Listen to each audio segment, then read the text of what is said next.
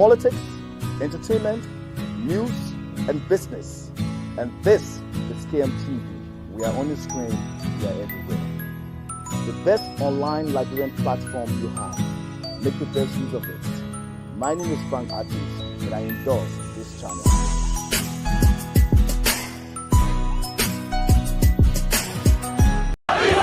When the issues of Liberia hit the news, what is it that we, the Liberian people, want? the Liberian communities in the diasporas are not left out. That's why Diaspora's Talk is back on your screens on KMTV. In fact, the United Party is not cohesive. Be it social, political, economic, and other issues affecting Liberia and the diaspora Liberian communities.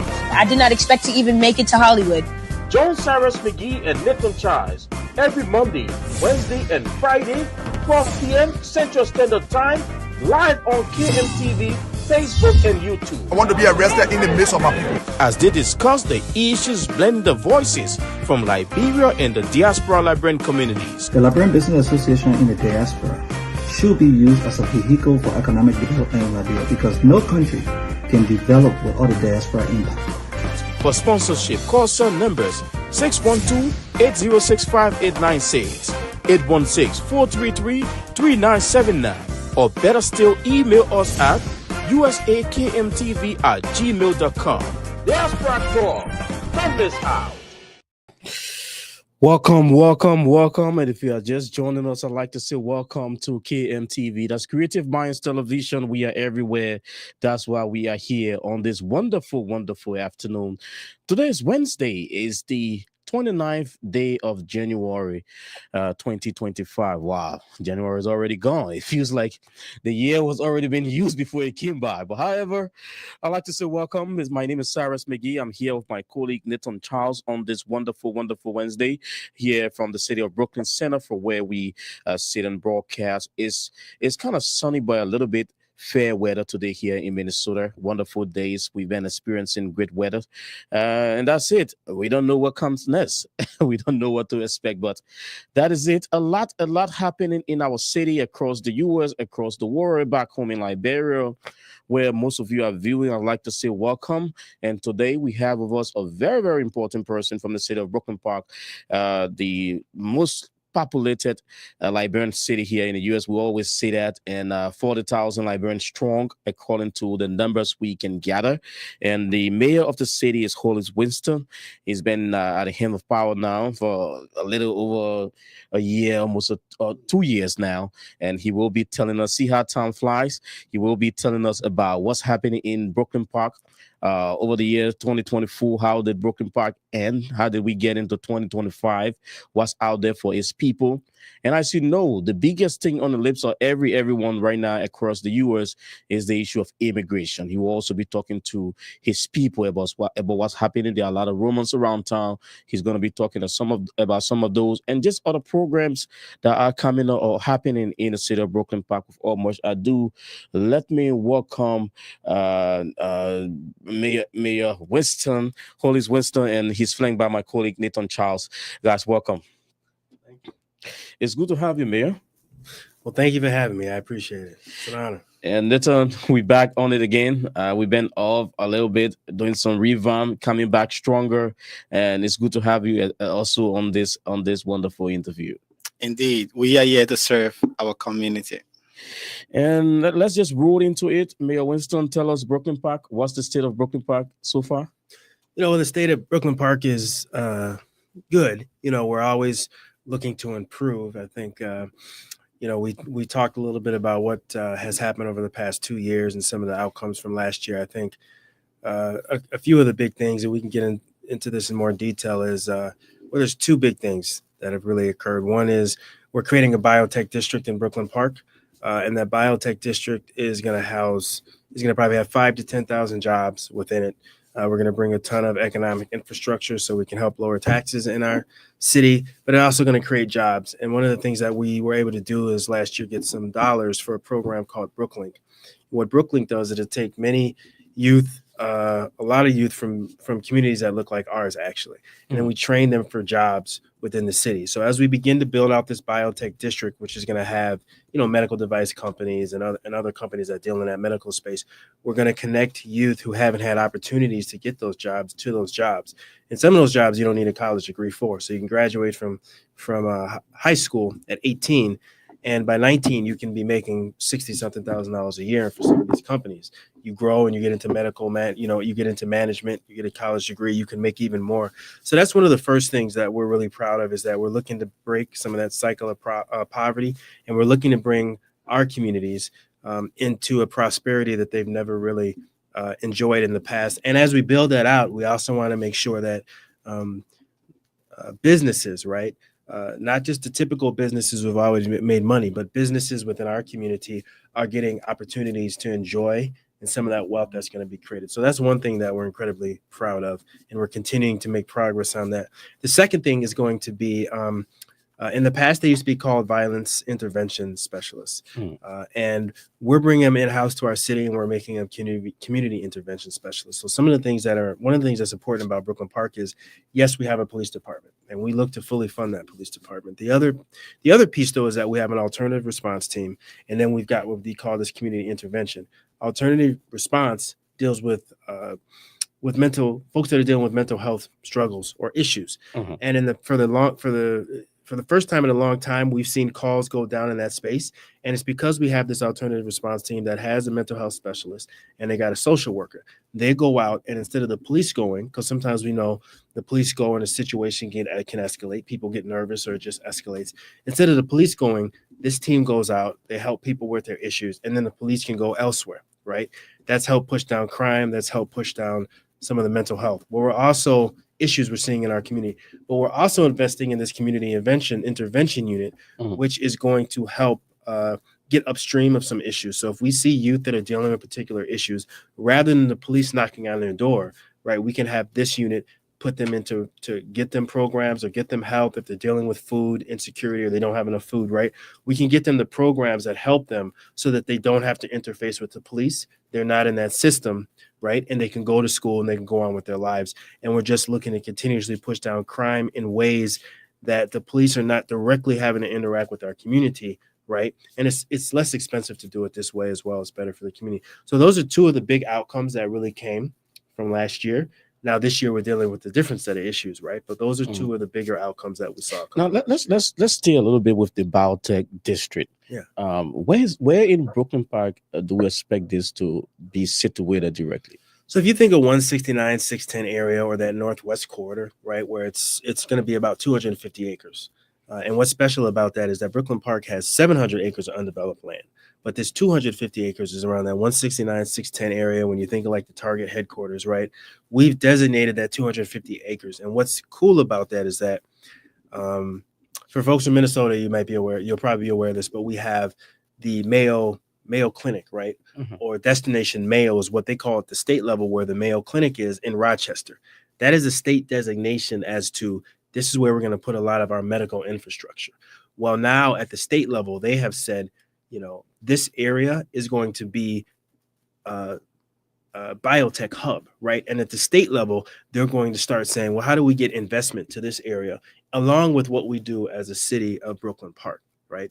So that's the area it's going to be. It's going to be about 250 acres designated by the state. And now we're working to get other tools, whether it's tax increment financing or some other thing. I don't need to go into those details, but we're looking to the legislature to get more of that so we can attract the businesses there and begin to build this wealth for our community in Brooklyn Park. How did you get this cross? I mean, I know City Council will have to deal with this, and making sure that the T's are crossed, the I's are dotted. What was it like to drive through City Council? It wasn't easy, but I think part of it is helping people understand the argument. So there's two things. One, when we think of our property taxes in Brooklyn Park, they tend to be higher. And this is before I got into office even. They tend to be higher than other cities, right? Just because we don't have as much of a tax base. We've got a lot of homes. We've got a lot of naturally affordable housing but we don't have a huge commercial district. And if you don't have a huge commercial district, that means all of the property taxes are primarily going to fall on homeowners or people who rent, right? So we said, well, we can't allow that to happen. And our budget is in some ways so small that the public safety component of our city takes up 55% of our budget. In a healthy city, it should take up 25 to 35%. So we're way over, and it's not because we're overspending. It's for the simple fact we don't have a big budget. So that's the first thing. The other piece that I helped other people understand is when we look at a city like Bloomington, who's maybe a few thousand people bigger than us, right? So we're the 5th or 6th largest. They're the 4th largest. I tend to think we're the 5th. They're only a few thousand larger, but if we look at their commercial property values or regular talk, if we look at the business values of kind of the real estate or the property that they own in a Bloomington, right, it's $5 billion is the value there. And it's probably climbed to 5.5 billion. I think it's actually 5.5 billion. When you look at Brooklyn Park, it's 2 billion or 2.5 billion. That is a $3 billion difference. Well, when you talk about taking tax revenue from that, right, that shows you the difference between some of what we can afford as a city in Brooklyn Park for youth, for public safety, for seniors, for some of the things that we want to do, right? That shows you the difference in what we can afford versus a Bloomington. So if you look at that, we said the only way we're going to fix that is to bring business here. And the idea that we said, we got all this vacant land in Maple Grove. They have a ton of medical devices. In Brooklyn Park, we have some medical companies, med tech companies, and then through Coon Rapids. So that's along that 610 corridor. So we said, why don't we just build that out more? Since companies want to be there, why don't we build that out more and bring some of this value here? So that's kind of the approach that we were thinking, is that we're not going to nickel and dime our way out of this. We can't go to the legislature and ask for a bunch of money to help us. We've got to build business, right?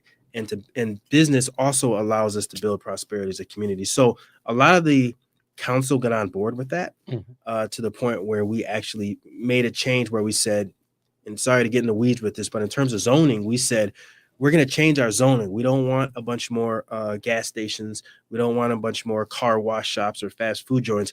We want to rezone this to bring a denser type of commercial building here and a denser type of housing that allows us to build this district. Biotech, people are concerned. You spoke about getting young people trained. People are concerned of, do you have the expertise to get these guys trained? And people are afraid that people will come from out different communities and come and take the jobs opportunity in Brooklyn Center. What are you doing? Well, there's two things that I think, one thing I'm trying to get residents and people to think, stop thinking in terms of your fears.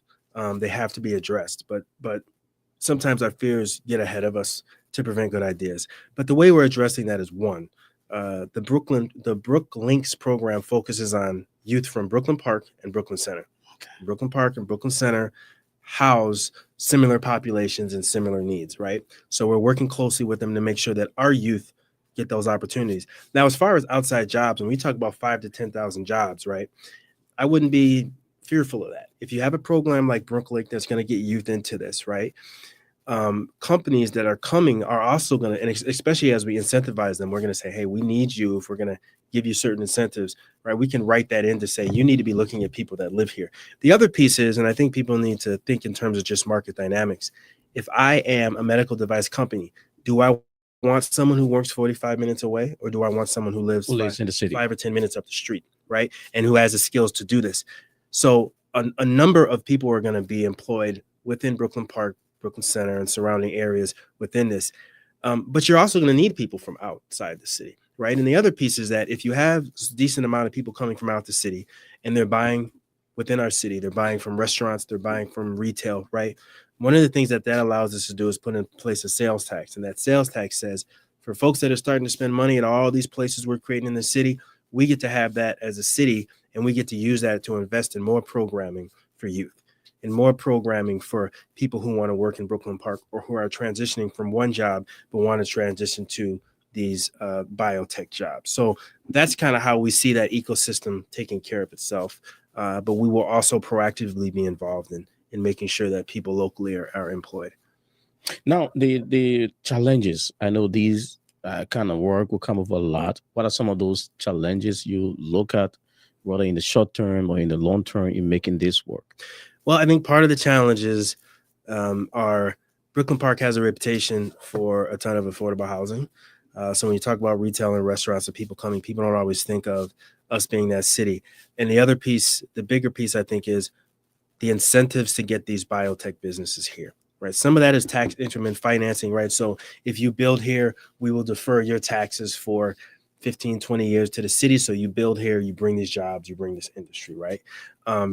I think it's going to be using tools like TIF and other incentivization, and we're going to look to the state to see how can we provide more of that. The biggest challenge, I think, is going to be bringing those businesses here, and how do we begin a plan? So we're already discussing working with our planning team internally. We're looking for people that have expertise in this at a national level and who have done some of this work to partner with the city so that we can build out a larger plan to bring these.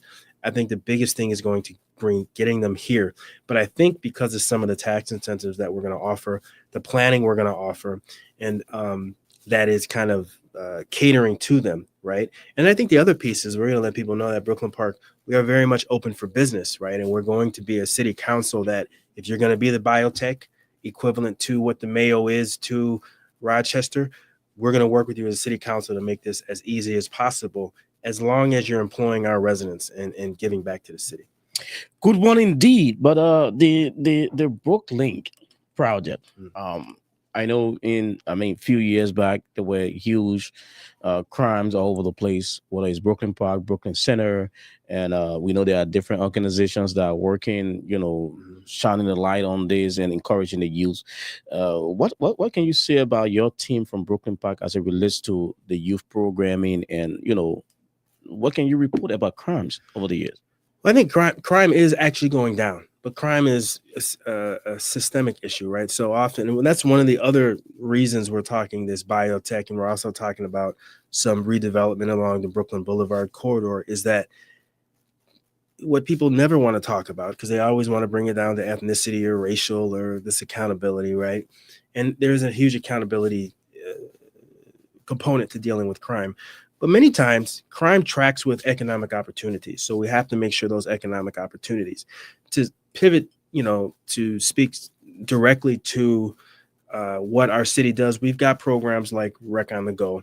We've got programming at the Community Activity Center. We've actually just last year, another thing that we're very proud of, and I should have said this up front, we allocated $10 million to a teen facility on that Zane corridor right across from Huntington Place. Those who live in Brooklyn Park will know exactly what it is. Huntington Place is a apartment unit, 834 people. Most of the people that live in there are from African-American, Liberian, some Nigerian folks, right? A little bit of a Latino population and white population, but there's a ton of diversity within there. And a lot of folks there are living with low income or Section 8. So we put a $10 million facility right next to that for youth. And that facility is going to have some basketball, it's going to have some sports, but it's also going to have access to resources where people can learn coding, right? And then Brooklink is going to be in there as well, so that youth can come in there and they can start getting that training. So as far as creating structures that deal long-term with why some youth might go in that direction of crime, we're actively putting our money where our mouth is. Because I will say this, in that for the longest time in Brooklyn Park, resources were very rarely, a $10 million facility would very rarely go to where some of the more vulnerable populations are, where the more vulnerable youth are, right? And I think we made a calculation as a council to say, let's start prioritizing where resources should go versus where people want them to go, right? And often those resources would go to, say, the golf course, or they would go to certain parks, right? But in this situation, we said, if there's a need, and this is going to help with some of our long-term issues with youth, with some youth, because we don't want to demonize all or any youth. If this is going to help with getting some youth on the right track, let's put it there. If we're seeing that some of those youth in that area are struggling a little bit more than others. All right, let's put it there. Putting your money where your mouth is, or putting your mouth where your money is. That's a whole round thing. The issue of unity and the gap. I know when you took over, there was a huge, disconnect in the community, the spill over from the elections. What can you say about that in the city so far? I've tried to be very accessible to people when people ask me to go to various events, or when they ask me to do things in the best interest of the community. right? I've always got to weigh that up against our general strategy. But I think in terms of, putting a $10 million facility in certain areas or the biotech district, right?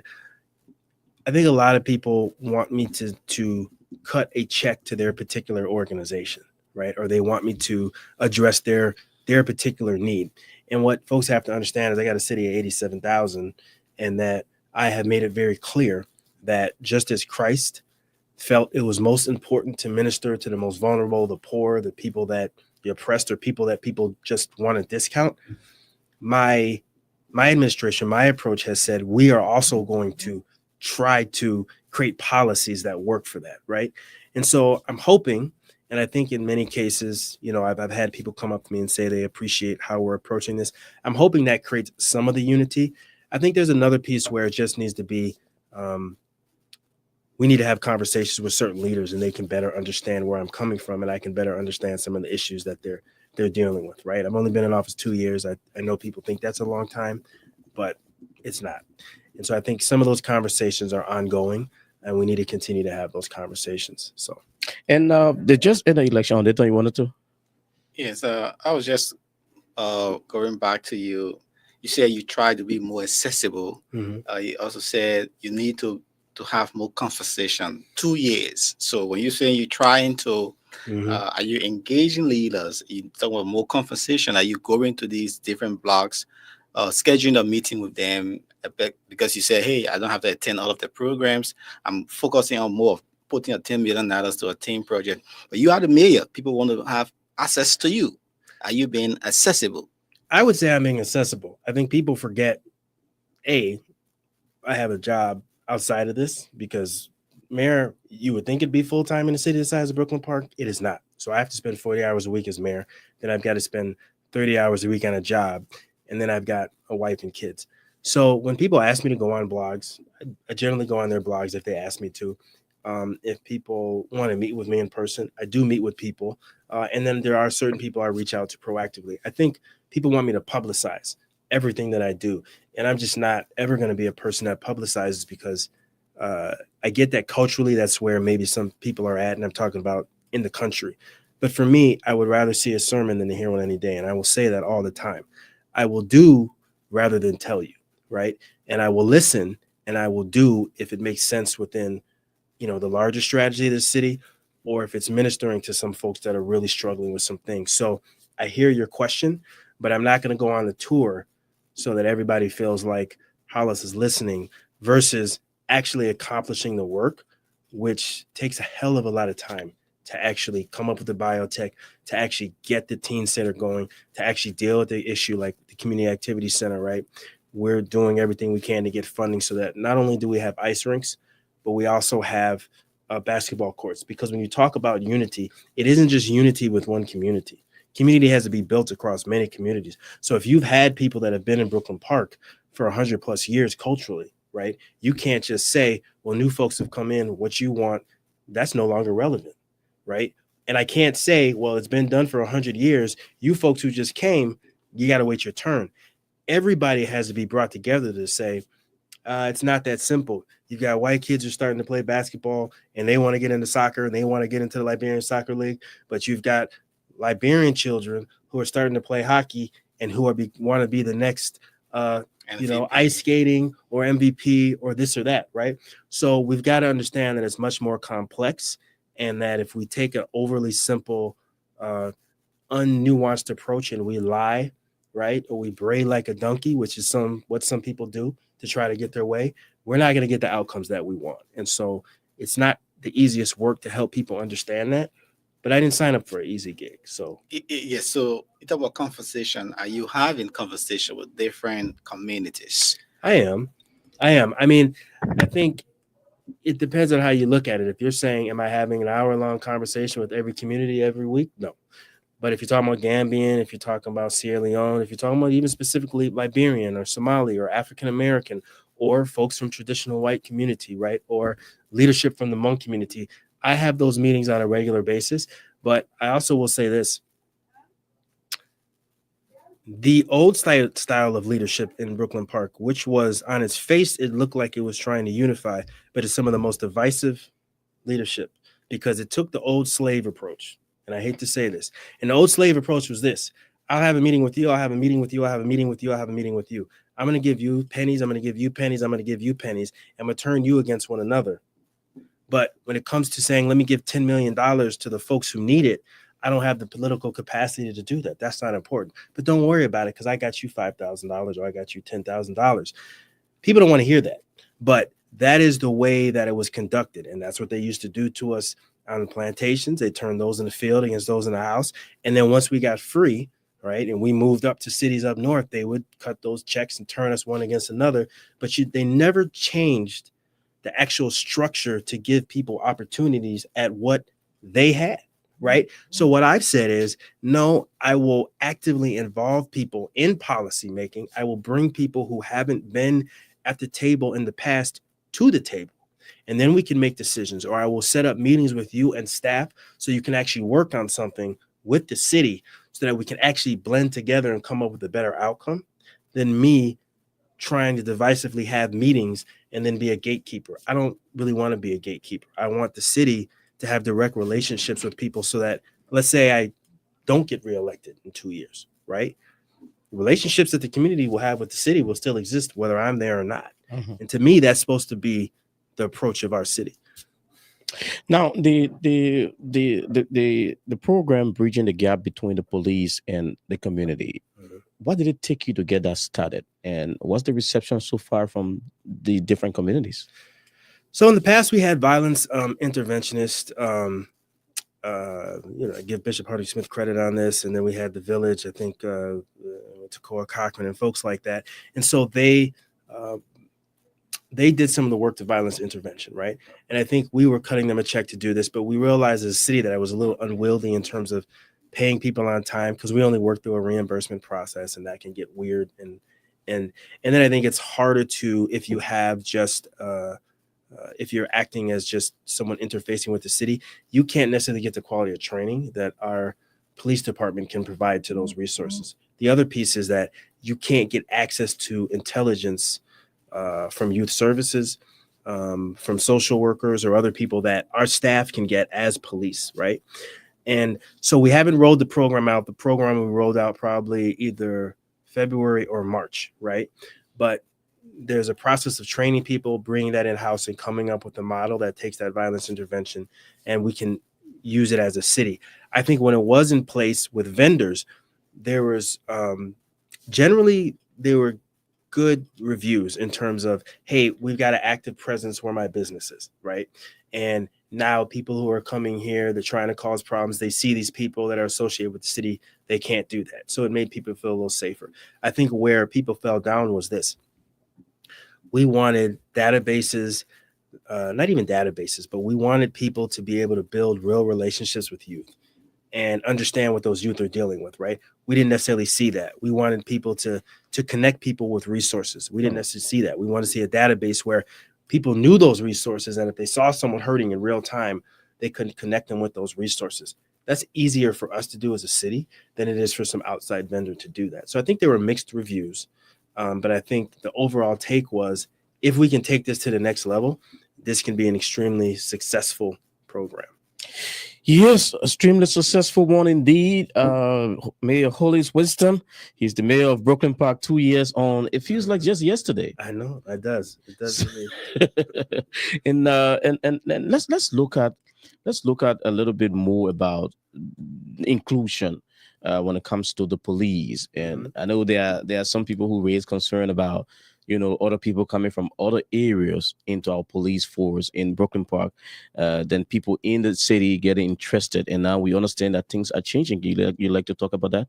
Yes, I would. And then at some point, I want to talk about immigration as well. But yeah, we're going to come to it. I think with with our police department, I think again we saw that it was difficult because of George Floyd. That changed the whole landscape around policing.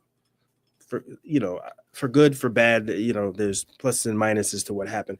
I think a number of people that wanted to sign up for police aren't signing up for it. And so I think our police department was smart in terms of, we pivoted to say, well, how do we start programs in which we are recruiting internally, right? And so we recruit a lot more internally from within the city. We have outreach programs that do that. We've kind of changed the programming so that it appeals to folks that they understand it. The quality of policing is still high. You've always got your basic blocking and tackling. That's still in place, right? So I think the last class I looked at of cadets was maybe 60% people of color. I think a large portion, I don't know if it was the majority, but a larger portion than normal was women as well. And I hope we continue to keep that trajectory, because I think when you have women on the police force, there is a bit of a different approach. They can build a different level of rapport. And I think that diversity, especially with the city as diverse as Brooklyn Park, right? That diversity allows us to have the capacity to understand where people are at and de-escalate even faster, because the ability to establish a rapport as a police officer with somebody is key to be able to de-escalate a situation or help somebody. So we've had about 60%, which I think makes sense. We're a city that's 60% people of color, right? And I think we even had folks who were Muslim on there. And we have a large Muslim population in Brooklyn Park relative to other cities as well. So we are getting diversity that really represents the city. And we're seeking to continuously improve that. I will say that it's just a reality that sometimes people will come from outside of the city. I think the Supreme Court of Minnesota has actually made it very difficult for you to have programs that just reward you for getting people from in the city, right? Or requiring people to live in the actual city of Brooklyn Park. I think the Minnesota Supreme Court has said, you can't do that, right? So we're limited there, but I still think we're doing a good job in that 60% people of color, many of them from the city of Brooklyn Park, and they understand the culture of Brooklyn Park. All right, and we will now drive into this big issue on the lips of everyone: immigration. Yeah. Since the ascendancy of President Trump, there are a lot happening. People being rounded in some cities, and we've been hearing rumors of Brooklyn Park, Brooklyn Center. You care to speak to the city of Brooklyn Park? So I will start with this piece. If somebody wants to cause issues within a community, they want to divide a community, one of the tactics you will use is panic, right? And it's one thing to come from the people that actually want to cause panic, that are anti-immigrant. It's another thing to see that panic or that chaos caused from bad information within either the immigrant community or allies of the immigrant community. To me, that is scary. It's disloyal to the community as well. And I don't think it serves any purpose whatsoever. And so there has been some false information spread on two fronts. One, that we're seeing ICE raids in Brooklyn Park and Brooklyn Center. Now, I cannot speak for Brooklyn Center, but in Brooklyn Park, we are not seeing ICE raids. The second piece is that people have spread, well, there's two other pieces. The second piece is that people are spreading rumors that Brooklyn Park police are engaging with ICE to help with raids, which is false as well. And the third piece is that the city has been moving slowly, and people have accused me of this, and some people lie for their own reasons, but they've accused us of trying to slow down some remedies to assist with that. The truth of the matter is that we began having some conversations with city staff about this in terms of what do these solutions look like? What's the approach in November or October, understanding that the election may go one way or the other. So this is not something where we just said, well, in January, we're just going to respond to constituent concerns. This has been an ongoing thing, and our police department has been looking into this. Some of it at the direction of the council, some of it just at not even the direction of the council, some of them just reading that the council cares about this at a personal level. And some of it has just been our police department being proactive, right? What is really occurring, and I'm glad we're having this discussion today, is that two things. We're looking to have some resolutions or regulations put in place in which the police department makes it very clear that we do not have to work with ICE on these particular, on certain fronts by law, and we're not going to work with them, and we will not be asking people when we pull them over their immigration status. And if they do, there will be repercussions for employees from a city level, because there is no federal requirement for us to do this. And so if there's no federal requirement for us to do that, we're not going to do that, right? The second piece is that we're not going to be doing that at the citywide staff level either. So we don't want our city staff asking people their immigration status. If they do that, there will be repercussions for them as city staff. That we are looking at the appropriate legal language to put that into place so that folks who are struggling with some of these issues or who might be concerned about some of these issues do not fear going to City Hall.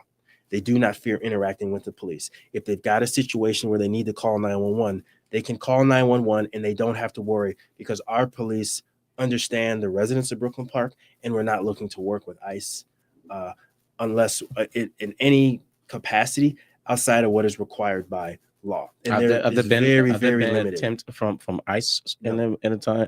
There has been. We haven't heard anything from ICE, and that's because, to be honest with you, under President Biden, there is a lot of attrition in the ranks with ICE because they weren't pursuing these same policies. So, if we want to be honest, they're trying to beef up their numbers, but our city has not heard from ICE. We're not reaching out to ICE on that particular area. But I want people to know that as far as a city, we are making it very clear, right, that we're not going to enter into that fight. That's not our fight.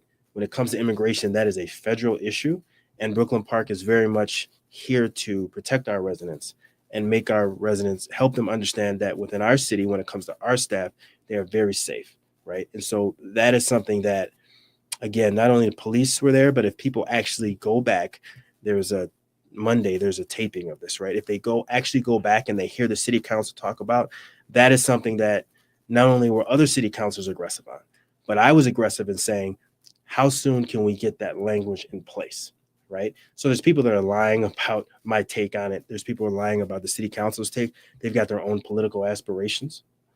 But for truth's sake, I want people to understand that the vast majority of the city council is squarely behind creating that red line between us and ICE, because that is not a city, immigration is not a city responsibility. So is that possible to be done through a resolution from city council? Yes. So that's what the language is being written for, right? The language is basically is going to say what I said, like, hey, for our police department, we're not going to be asking people their immigration status, right? And we're not looking into that, right? So if we don't know that immigration status, there's no reason for us to be reporting anything to ICE, right? So we're not going to be asking that. We're not involved in that. We're not interested in that. And if we see that an employee is trying to go in that direction, there will be repercussions for that. That's not just for police or fire. That is also going to be at a citywide level to put that in place. That's language that other cities have put into place, right? And it's language well before we got on this council, actually. And that's language that we will be putting into place. And it's very clear, makes it very clear to city staff and to our into the police and fire and everybody else. So someone would say fighting crime, and you use the word, we're not interested into allowing our police to ask people about their immigration status. People who come from other countries, African countries, or other countries, immigrants, and they are into crime into the city. They are making your city look terrible. Mm-hmm. You're not interested into knowing about the immigration status and getting them out of your community, out of your country. If somebody is doing something illegally, right, we'll deal with them doing something illegally, right? And I'll be honest with you, though there are folks that have been doing something illegally and ICE is aware of them, right? Often those are the folks that should be concerned first by ICE, because ICE is targeting folks who have done certain violent crimes. They're targeting those people first. And then my understanding is they're targeting other people as well. So how do ICE get the information from the police record? No. And I think that's maybe where you're mistaken. If I can't hide information from the feds, okay, right? That's illegal. Like, I can't say, hey, you shot someone, now let me hide this from the feds. I don't think the American people want that. I don't think immigrant populations would want that, right? I also don't think you want a double standard where people say, well, if you're an immigrant and you come over here, there's a city of Brooklyn Park that is not going to hold you accountable, and they're not going to enter your data into the system. The other piece is this. It's not just a city, right? So I think people don't need to put themselves in a victim perspective when they're looking at this and just say, well, it's the city of Brooklyn Park that's 100% responsible. ICE is responsible for what ICE does, right? I will also say that we're not the ones that prosecute people.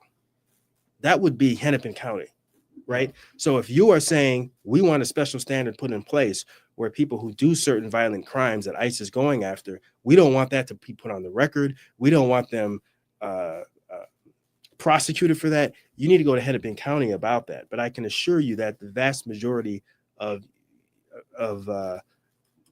residents, people living in the United States of America, are saying, if you are making things unsafe for us in our community, or you're terrorizing the community, we want you to be dealt with, right? So we can't prevent that piece. But what we can prevent is if someone runs a red light and we say, hey, you ran a red light, right? You're going to get a ticket for that. That doesn't rise to the level, right? And generally what our police are doing is, unless someone is a serial running red lights 5 to 10 times, we're pulling people over and we're saying, hey, listen, you ran the red light. Just so you know, I want you to be aware of the red light. We know that you ran the red light. Drive safer, right?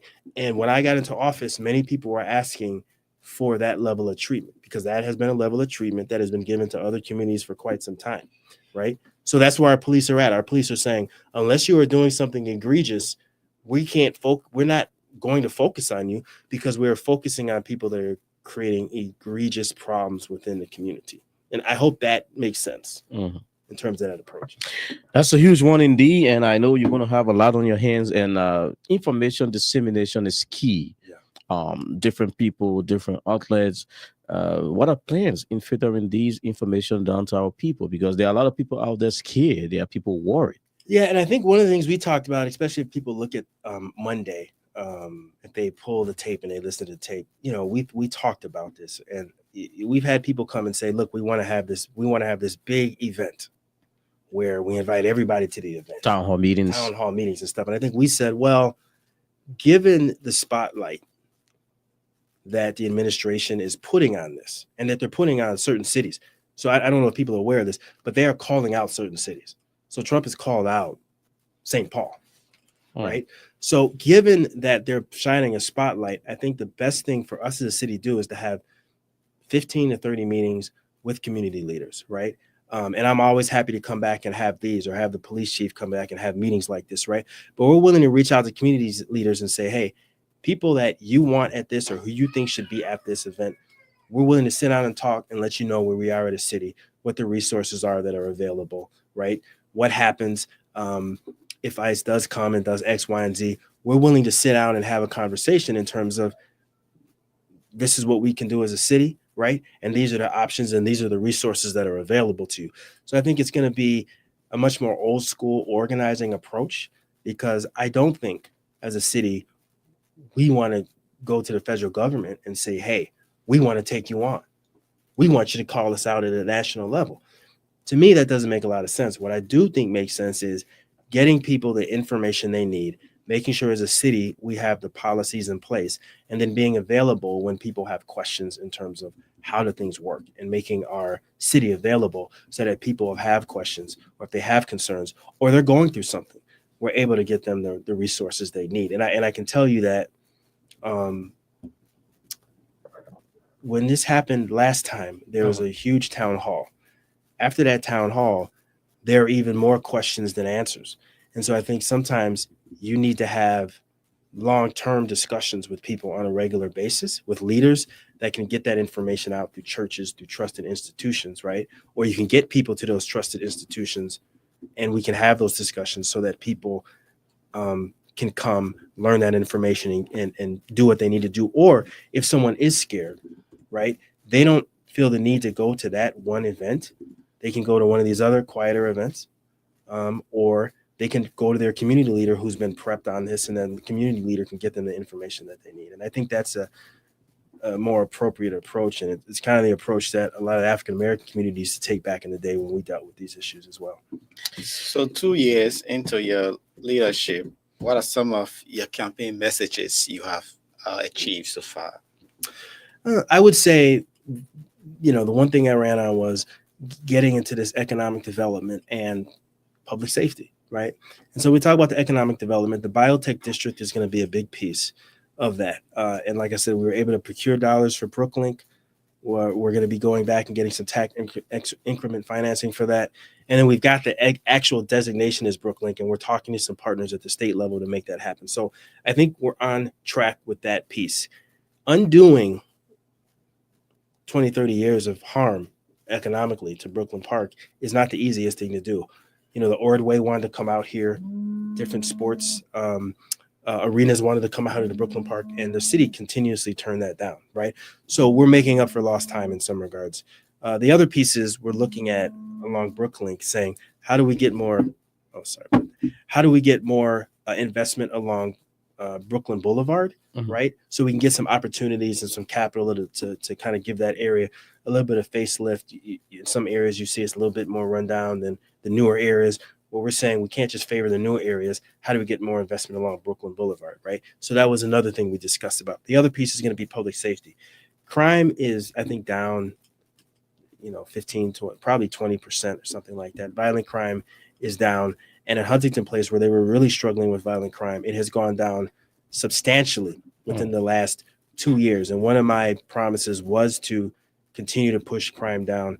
I think the other piece I said was putting in infrastructure that works more directly with the community, or that reduces the number of touches the police have to have with people that we think are going in the wrong direction. And so that infrastructure is being built out successfully, and we're going to continue to build that infrastructure out. So I have delivered on those particular things. And from my perspective, those are the things that I actually led with the most on the campaign. What can you speak about as it relates to the small business center? You it was just open when you took over. Yeah. What can you say about it so far? I think they're fairly leased up now. So I know there was some difficulty in getting it fairly leased up. I'm proud of. So it's Indra Alexander that's leading that. I think they're doing a good job of getting that up. I know there's a retail side, and then there's the office side, right? The retail side is pretty full. The office side is getting mostly filled up. I think there's some work to do there. And then there's some more work to do in terms of just there's some open meeting spaces, and we want some flexible meeting spaces, and we want more people to rent that. But it's been open for a year and a half or something like that. Well, 2 years. So it hasn't been open that long, and it's fairly new. So they're making progress along that. I think one of the things that we have to figure out as a city, and the small business center needs to figure out, is that there are a ton of banks, there are a ton of other institutions that want to invest in it. But because it's a government entity, it's difficult for them to directly invest. So we need to find out a way, or they want to support it or donate. So we need to find out a way to have a C3 or some other organization that can capture those resources, and then we can help get those resources to residents. Last piece is Jude Nadi with Patio Consulting has a contract with the city to help people get access to resources at the state level. I think we need to build more of that piece out within Brooklyn Park, and I think he needs to be a piece of that, part of that. But I also think that banks and other institutions need to invest more with him, and that needs to get to more of those small business center folks so that they get the resources they need to grow those businesses. Is it affordable in there? What? Affordable for business? It depends on how you look at it. You know what I mean? I think they have dropped the prices somewhat, but one man's affordable is another man's expensive, right? I think what people want is for the city to make it $250 or $400 for a nice space. That's not something that, and sometimes I challenge people to look at it from the city or the taxpayer perspective. If I make it that inexpensive, the city is going to bleed money from that facility. Now, if we begin to bleed money from that facility, there are going to be probably a majority of residents who are just going to say, shut it down. So I think part of it is saying, let's keep it somewhat affordable for now, but how do we get resources from the C3, from these other institutions that can help us turn around and make it affordable, more affordable for some folks, right, than what they perceive it as now. All right, we will take a very quick break. When we come back, we will talk about the Black History Month Gala that is coming up. I didn't even know you were going to bring that up, man. We're going to talk about. We cannot just pass on that. We will close on that. But let's take a very quick break with this one from the Park Liquor store, and we will be right back. Let your celebration begin with Park Liquor Outlet. your first Liberian-owned liquor store in the city of Brooklyn Park, Minnesota. We have everything that you need to set that special occasion or bride. For your next party or great get-together with friends, visit Park Liquor Outlet. We have great selection of beer, wine, gin, and many more at affordable prices. Our customer service will make you always want to come back. We are open Monday to Saturday, 9 a.m. to 10 p.m. and Sunday, 9 a.m. until 6 p.m. Park Liquor Outlet, your one-stop celebration store. We are located at 6315 Zine Avenue North, Brooklyn Park, Minnesota. Visit us today and feel the difference.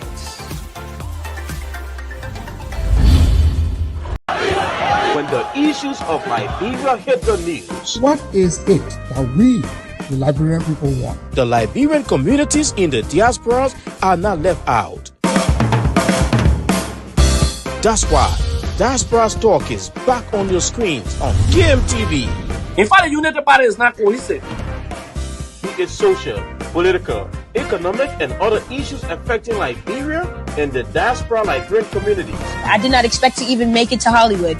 Joan Cyrus McGee and Nathan Charles every Monday, Wednesday, and Friday, 12 p.m. Central Standard Time, live on KMTV, Facebook, and YouTube. I want to be arrested in the midst of my people. As they discuss the issues blending the voices from Liberia and the diaspora Liberian communities. The Liberian Business Association in the diaspora should be used as a vehicle for economic development in Liberia because no country can develop without a diaspora impact. For sponsorship, call some numbers 612-806-5896, 816-433-3979, or better still, email us at usakmtv@gmail.com. Diaspora Talk, from this house. And I tell you, welcome back here on this wonderful Wednesday with a special interview with Mayor Hollies Winston. He's the mayor of the city of Brooklyn Park here in Minnesota. And I'd like to say welcome. Thanks for joining us. Thanks for being a part. Continue to share. And there's a lot of information that you can benefit from. If you just come in, you can still watch this later. And things that you miss, you're going to follow up on. And welcome back, Mayor. And Nathan is also here. But just before we get to the Black History month celebration, let's talk a little bit about the Blue Line. Where are we? Yeah, so we're going to find out. We have a new administration. The way we have always looked at the Blue Line is that so the Blue Line is going to run from, just so folks know, Minneapolis through all the way to Brooklyn Park. What I like to say, it starts in Brooklyn Park and goes to Minneapolis. But the way we have looked at the Blue Line is that the Hennepin County board, who controls that funding, has made a determination that they're gonna pursue this. And from our city's perspective, we know that when you bring a line like that, in the past, maybe your last line it brought about $1 billion of development. So maybe this time it'll bring 1.2 or 1.5 billion. From our perspective in Brooklyn Park, we're saying, given we have that $3.5 billion gap between us and Bloomington, if our portion is 600 or 700 million, we want to make sure that we're getting that development. So how do we make sure that our businesses are taking part of that, right? How do we make sure it does minimal disruption to our city? But we've had a number of developers who have come to Brooklyn Park and said, hey, we're very interested in that Blue Line coming, and that will spur us to invest and maybe even develop in your city. So from our perspective, we're looking at it from an economic lens. And then we're also saying there's a ton of people who are concerned about crime. I don't know that a lot of criminals or so-called criminals are going to come from Minneapolis and then ride way out to Brooklyn Park. It's not easy to just get out the city and hide, right? So I don't think it's going to bring that. But I think to get ahead of that, we have said our police department has started talking to Metro Transit and others and said, how can we have a more robust presence when that happens so that we're not worried about crime occurring along the line and then coming out to Brooklyn Park. Nathan? Yes, so finally, from my end, before we go into Black History, this is still about the community. I know when you took over, people from the Liberian community, I want you to speak directly to that. They were not happy with your decision you took. Mm-hmm. One of such was, hey, you took contracts from people, you sat in the Liberian community, you have the audience right now. You have the means right now to speak to them. What went wrong and what did you do? What you did? So I don't know if anything went wrong. I think you got to remember there's 7 people on the council. The vast majority of that council voted to go in a different direction. And I think we wanted to go in a different direction if you're talking about violence interruption, because we were looking for a 2.0 version. And we had people come in front of us who said they could provide a 2.0 version. And that 2.0 version said how create this database of resources, engage problem areas, begin to map out what's going on within those problem areas, and then communicate that in a professional manner on a regular basis to the city of Brooklyn Park. I think when it was presented to the city, and here's some background that I don't think people know. Before it was presented to the city, actually, there was a board of citizens and police officers, and they ranked them. And they did not rank them regarding ethnicity, right? Because there were African-American groups that were part of that as well.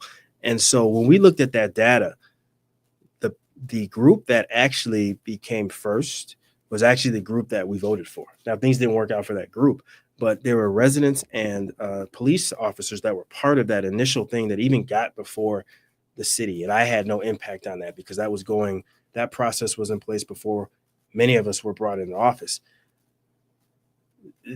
The group that is maybe a little miffed that they didn't get that contract did not come in first. I don't know if they even came in second, right? And so as a council, we had the data in front of us and we went a certain direction because we said we needed 2.0. This is bigger than one particular group because the group that had it before was actually employing a large number of African Americans as well. So it affected my community as well. We basically said, who's going to get us from point A to point B in terms of what we need for the future? And the council as a whole made the decision based on that. And I think some people don't want to hear that, but when it comes to public safety or when it comes to anything within the city, we're going to look at the folks who we think can get us to the point we need to be. And if you can't do that, then we have to move in a different direction. And I think nobody after that decision was made ever sat down with us. In fact, it went in a different direction. There was a tremendous amount of criticism directed at me personally, not at the council, right? There were some ugly attacks that were made against my character and who I was, and that's fine. We got through that piece, and that's just part of being in office. But no one ever said, hey, can we sit down so that we get a better understanding of what happened so that in the future we can be better positioned to meet these particular needs? That's an adult way of doing things. But that never happened. It was just, we didn't get the contract, let's attack. And I don't think that's how, as African heritage communities, that's not how we should be doing things, be doing business together, right? So that's the best response I can give, is that as a council, we moved in a particular direction. And sometimes things have to shift, right? We still have relationships with the Liberian community, and we're looking to have more robust funding. The other piece I think people forget is this. A lot of the funding that used to go to these programs, that was ARPA dollars, right? Was it American Rescue Plan Act or something like that? And that was huge money that went across the country. Those dollars are done, not used. So when people talk about us giving some of those contracts that we used to give, not only to the Liberian community, but Latino, African American, white organizations, right? Because we give it across the board. Those dollars have sunsetted. They're done. They're no longer there. So people looking and saying, well, why can't we get those dollars anymore? Those are federal dollars that you are certainly not going to get with the current administration because they're just moving in a different direction. So involvement of the OLM into your office, how involved are they with your office? We have conversations with OLM, but sometimes I get calls a few days before, and then I've got other things on my calendar, and it's disrespectful for me to tell them, hey, I can't X, Y, and Z. But we have conversations, and we reach out on a regular basis. Can we always have closer relationships? I think so. But I think there's a number of people we can have closer relationships, right? But we talk to OLM and attend a number of their events as well. And I believe that there has been some funding given to OLM around a number of programs from our office. Since you took over? I believe since I took over. Covering towards what? Crimes, community involvement? No, it's not about crime. I think it's more around funding for some educational programs and then funding for I don't know if it was an arts program or a youth program or something like that. Ton of programs on the books, but some funding has gotten to them from that.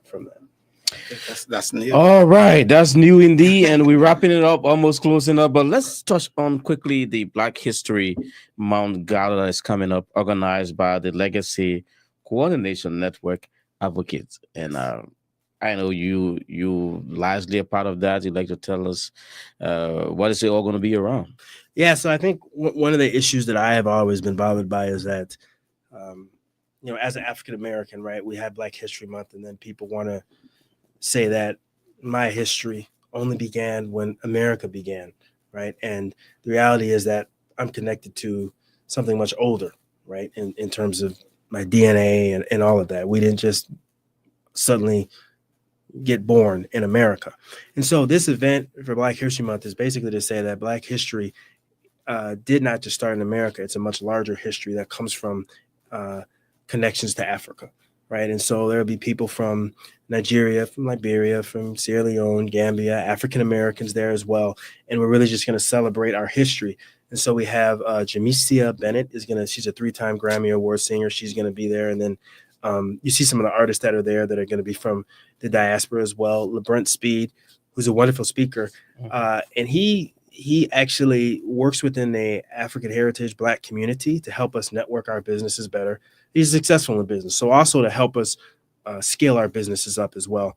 And then the comedian is going to be a gentleman named Bruce Leroy. Well, he's not a comedian. He's going to be the host. Bruce Leroy is going to be the host. He's done some other work with us. He's been fairly successful with that as well. The food is going to actually be from the diaspora. So it's not going to be one of those events where you sit down and then you get the regular baked chicken and then the bland vegetables and all that stuff. So it's going to be food from the diaspora. And we want people to come out and have a good time. LCN, Legacy Coordination, came out of the fact that we have so many African heritage communities here in the state, but we very rarely work together, right? Even some of the questions that were aimed at me, right? It was there are other ways for us to work together rather than just trying to run everything through the city. So I think part of it is saying, let's coordinate what we do as communities and let's go have a stronger voice at the Capitol. And so really this event is a celebration of our history, but it's also an introduction to that work. All right. On this note, we're going to be wrapping it up, and it's coming up on the 8th of February. That's next weekend. And I want to say one thing before we close out too. So you were asking me about accessibility. I know we were talking about this on break. People were saying, will he come to our weddings and this and that? I'm happy to come to people's weddings, but I also said, don't do what we do in our communities. That ain't just Liberians, as African Americans and other folks. Don't tell me 3 days before, or don't tell me a week before, and then think my schedule is just that open. I've got a wife, I've got a son, two daughters, and a son. My youngest is 9, and whenever I go out, I get questions from her, and then my wife would like to spend time with me. So please just give me advance notice, and I'm happy to be there, and I count it an honor and a blessing when people do invite me to those, because I've been to a number of community events and some weddings and other things as well. All right. So on this note, we'd like to wrap it up. So before you leave, let me just give this news from KSTP.com. It says that Brooklyn Park man found guilty on all charges in April homicide. A man accused of killing one person and hurting 3 others in April 2024 shooting has been found guilty of all charges. The Hennepin County Attorney Office announced that Kelvin Harris was found guilty on 6 counts Monday. 1 count on second-degree murder, 3 counts on attempted second-degrry murder, 1 count of having or using a handgun modified with a switch, 1 count of illegal firearm possession. His sentence date is scheduled for February 28th. So that's justice served right there. Yeah. So on that note, we're going to wrap it up. Thanks to Mayor Hollies Winston for availing us the time and always been waiting to show up when we call on you to talk to the people. Accessibility in this time, and we hope to keep following you. Following the city as well, and making sure that our people gets to know what's happening at the level city hall in our community. And if you're there watching, it's February 8th. The Black History Month gather is $50 is the admission. We didn't talk about that. No, and then the website is lcnadvocate.org. So LCNADVOCATE .org. Okay, so the next time we meet, we'll be talking more about LCN, but we hope to be there at the gala coming on next weekend. For those of you watching, I'd like to say thanks for being there. Have yourself a really wonderful midweek from here in Brooklyn Center where we sit. I'd like to say goodbye. Thanks for being here. Bye-bye. When the issues of Liberia hit the news, What is it that we, the Liberian people, want? the Liberian communities in the diasporas are not left out. That's why Diaspora's Talk is back on your screens on KMTV. In fact, the United Party is not cohesive. Be it social, political, economic, and other issues affecting Liberia and the diaspora Liberian communities. I did not expect to even make it to Hollywood. Join Cyrus McGee and Nathan Charles every Monday, Wednesday, and Friday, 12 p.m. Central Standard Time, live on KMTV, Facebook, and YouTube. I want to be arrested in the midst of my people. As they discuss the issues, blend the voices from Liberia and the diaspora Liberian communities. The Liberian Business Association in the diaspora should be used as a vehicle for economic development in Liberia because no country can develop without a diaspora impact. For sponsorship, call some numbers 612-806-5896, 816-433-3979, or better still, email us at usakmtv@gmail.com. Diaspora Talk, from this house.